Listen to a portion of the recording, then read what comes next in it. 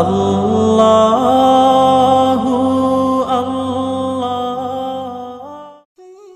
কখনো কখনো জীবনের সফর এতটা কঠিন হয়ে যায় যে আমরা অন্ধকারে হারিয়ে যাই, অশ্রু পড়ে, মন ভেঙে যায়, আর আশাও কম হতে লাগে। কিন্তু কখনো আপনি ভেবেছেন যে এটাই মুহূর্ত হয় যখন আল্লাহ তার রহমতের দরজা খোলেন?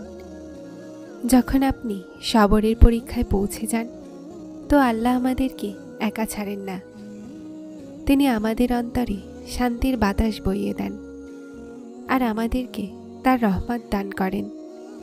আর মনে রাখুন, সবরের রাতের পরে সকাল অবশ্যই হয়। আপনি কি কখনো এমন অনুভব করেছেন যে আপনি আপনার জীবনের সবচেয়ে দামি জিনিস হারিয়ে ফেলেছেন? তখনই আল্লাহ আপনাকে এমন কিছু দান করেছেন যেটার আপনি কখনো ধারণাও করেননি।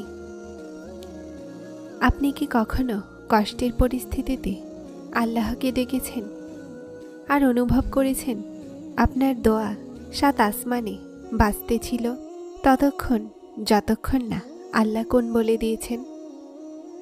আপনি কি কখনো সবরের সীমা পর্যন্ত পৌঁছে আল্লাহর তরফ থেকে এমন নিয়ামত পেয়েছেন যেটার আপনি কখনো কল্পনাও করেননি? তো আজকে আমি এমনই কিছু ইশারার ব্যাপারে জানাবো যেখানে আল্লাহ সবরের পরে আসা কামিয়াবির ইঙ্গিত দেন, যেখানে আল্লাহ সবরকারীদেরকে সান্ত্বনা দেন যে তাদের সবরের ফল অবশ্যই পাবে, যেখানে আল্লাহ সবরকারীদের বলেন যে আমি সবরকারীদের সাথে আছি। তাহলে একটা কথা অন্তরে ঢুকিয়ে নাও যে কামিয়াবি সেটা নয় যার কাছে অনেক ধন সম্পদ আছে। কামিয়াব তো সে যার কাছে ইমানের সম্পদ আছে। মনে রাখুন, ইমানই মানুষকে প্রকৃত সফলতার দিকে নিয়ে যায়।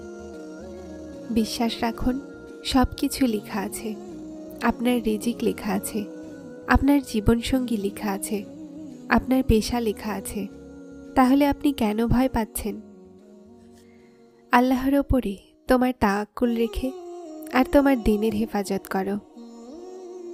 বাকি সব জিনিস আল্লাহ সঠিক সময় আসলে দান করে দিবেন। আল্লাহ হজরত ইব্রাহিম আলাইহিসসালামের জন্য আগুনকে ঠান্ডা করে দিয়েছিলেন। হজরত ইউনুস আলাইহিসসালামকে মাছের পেটে জীবন্ত রেখেছিলেন। হজরত মুসা আলাইহিসসালামের জন্য সমুদ্রের মাঝখানে রাস্তা বানিয়েছিলেন। আর আল্লাহ হজরত সুলাইমান আলাইহিসসালামকে এই ক্ষমতা দিয়েছিলেন যে তিনি জিন্নাত, ভূত, প্রেত, বাতাস আর পক্ষীকুলকে নিয়ন্ত্রণ করতে পারতেন। আল্লাহ আমাদের প্রিয় নবী হজরত মুহাম্মদ সাল্লাল্লাহু আলাইহি সাল্লামের জন্য চাঁদকে 2 ভাগে ভাগ করে দিয়েছিলেন। তো আপনার কি মনে হয় আপনার সমস্যা খুব কঠিন, যেটার কোনো সমাধান নেই? কেন ভয় পান? আপনি কি কোরআনে কারিমে এটা পড়েননি? নিশ্চয় আল্লাহ সর্ববিষয়ে সর্বশক্তিমান। এজন্য ভয় পাবেন না। যেই পরিস্থিতির মধ্য দিয়ে আজ আপনি যাচ্ছেন, বিশ্বাস করুন এটা বিনা কারণে নয়। এর পিছনে আল্লাহ কারিমের কোনো না কোনো হিকমত লুকিয়ে আছে, যা সময় আসলে আপনি বুঝতে পারবেন। আর আপনি সেই সময় আল্লাহ তাআলার শুকরিয়া আদায় করতে থাকবেন। যখন আল্লাহর সাথে বন্ধুত্ব হয়ে যাবে, তো বড় থেকে বড় বিপদও ছোট লাগতে লাগবে। তিনি তার বান্দার জন্য ওসিলাও বানাতে পারেন। যদি আমার আল্লাহ আপনার হাতগুলোকে খালি রাখতে চাইতেন, তো কখনোই এই হাতগুলোকে এক করে দোয়া চাওয়া শেখাতেন না। আল্লাহ সেই জিনিসকেই আপনার জন্য ওসিলা বানিয়ে দিবেন যা আপনার জন্য হতাশার কারণ হয়ে আছে। যদি আল্লাহ আপনার ফরিয়াদকে আপনার জবান পর্যন্ত আনতে পারেন, তো তিনি সেই চাওয়াকে আপনার ভাগ্যও বানাতে পারেন। যখন আপনার মনে হবে যে আপনার কেউ নেই, তো আকাশের দিকে দেখুন। সেখানে তিনি আছেন যে আপনার ছিল আর সব সময় আপনারই থাকবে।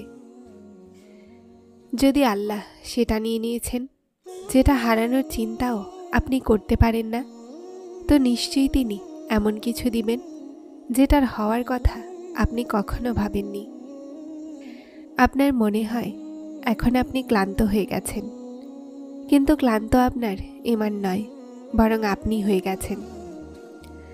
যখন আল্লাহ কোন বলেন তো অসম্ভব সম্ভব হয়ে যায়, আর দোয়াগুলো তকদিরের ওপরে ভারী হয়ে যায়।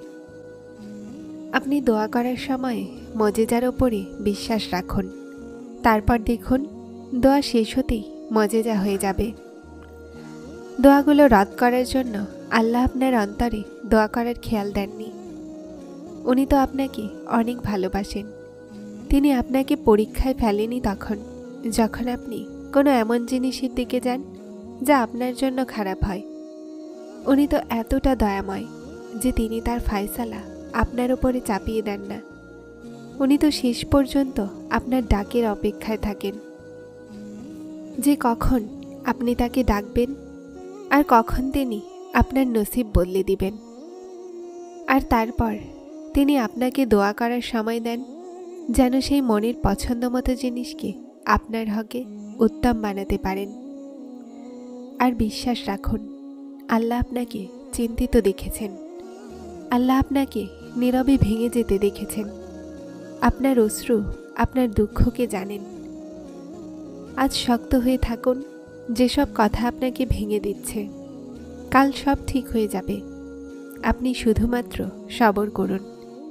এই পরীক্ষার পরে আপনার জন্য কবুলিয়তের সেই মাকাম আছে, যেখানে আপনার চাওয়ার আগেই দেয়া হবে। যা সময় আপনার থেকে কেড়ে নিয়েছে, আল্লাহ সেই সব কিছুকে আপনার কাছে উত্তম করে ফিরিয়ে দিবেন।